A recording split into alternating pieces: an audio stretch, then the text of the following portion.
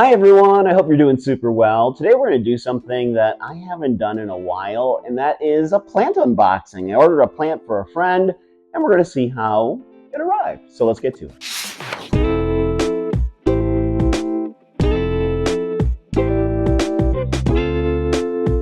All right, so with all the big sales that have been going on this holiday season, I know a friend wanted a white knight philodendron, so I ended up finding a really great deal on Costa Farms website. So I ordered from them and took 2 days to arrive, just got here, and so we're going to cut it open.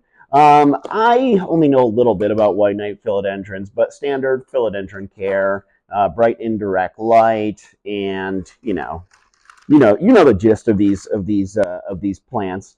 I'm very curious because I've ordered from a ton of websites before, including like Equigenera, NSE Tropicals, Gully Greenhouse, and they've all arrived in really perfect condition.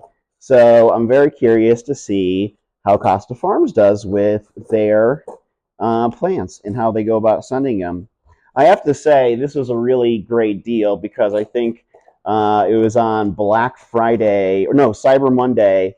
And on Cyber Monday, with their deals and stuff like that, it came down to free shipping. But overall, I think it was about $20 or less. So you really can't go wrong with that price. But yeah, let's try to rip off these sides here quick and see if I can just pull this baby out. There we go. I'll just make it easier like that. And let's see. Ooh, they do have a warming packet here. The bottom part is a little bit cold. That's simply because it's freezing here in Denver. But let's see. Shall we? I think we shall. We're going to take off the bottom part of this plastic here and see what happens. Now, I normally wouldn't order plants during the winter, though I have done it several times before, and I've been surprised at like how well they package them up to deal with the cold conditions and all that stuff. So it's going to be interesting here. I just need to cut a little bit more of this plastic off of here. But it's funny, whenever you order a plant, and comment below if you guys have dealt with this situation too. Whenever I order like a plant, I'm always very much like cognizant and wary of cutting around any parts of it because I don't want to hurt it or like cut any leaves. So almost got the plastic off. Doing good, doing good. I think I can just take this part right out of there. Yeah.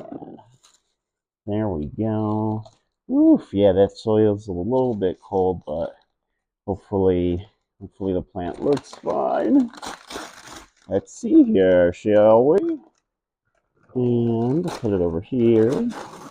Oh, wow, yeah, that looks really good.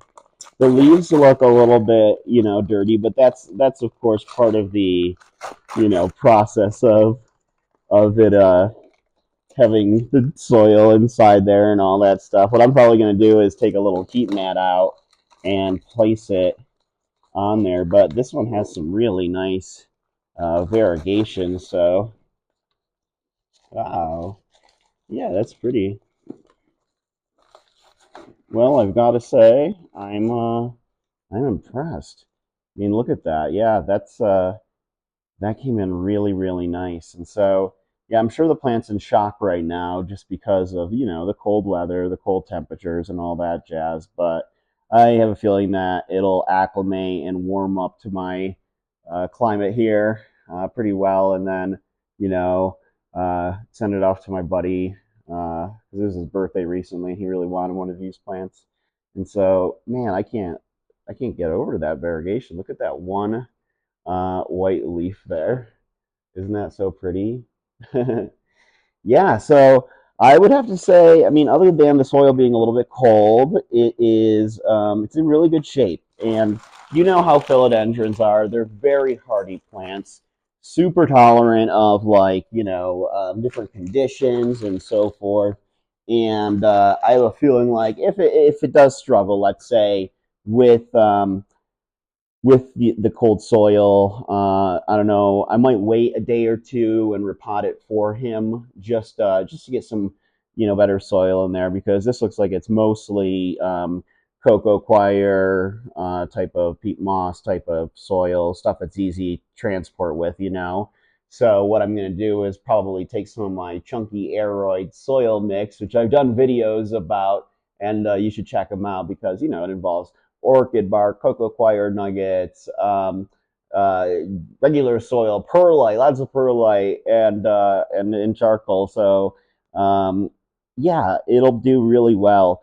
This is such a beautiful plant, though, and its white variegation just really is so charming, and it just really stands out. Apparently, it's a very, very easy to care for rare plant, so I can understand like why he'd want it in his collection. I believe it's a Thai constellation, Monstera Thai constellation. He got because he likes variegation. I don't mind variegation in plants. I'm the sort of person who prefers like your traditional kind of plant, because with variegated plants, especially those with white leaves, like my Florida Ghost, or for instance this white prince here, that or white knight, that it is they need a lot of sunlight to keep that variegation. Without sunlight, they can revert and go back to just plain green, or it can affect their health. I mean, these plants want bright, bright, indirect light. So during the winter months, it's always good to get in the habit of getting some grow lights. Some grow lights, if you don't have them, will certainly help out quite a bit. And yeah, this is beautiful. And it's funny because buddy's also like really obsessed with the pink princess, which I don't get. I mean, I gave him mine because I just couldn't stand the plant anymore. Yeah, those pink leaves can be really pretty, but at the same time, it's just, I don't know. I think it's not a very attractive plant. Forgive me if you're a Pink Princess fan, but that's just how I feel. But this one's a beautiful one. I would definitely get one of these, I believe, just because I do like the speckles of white in there, and kind of has like that philodendron Jose Bono type look. But yeah, this is going to be excellent. And I know that, like, for instance, like bright indirect light is the care that's needed.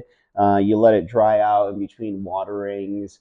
I personally, if it were me and this was my plant, what I would do is I would also add in a little bit of Alaska fish fertilizer 511 with each of my waterings, even if it's just like a smidge, just to make sure and ensure its health.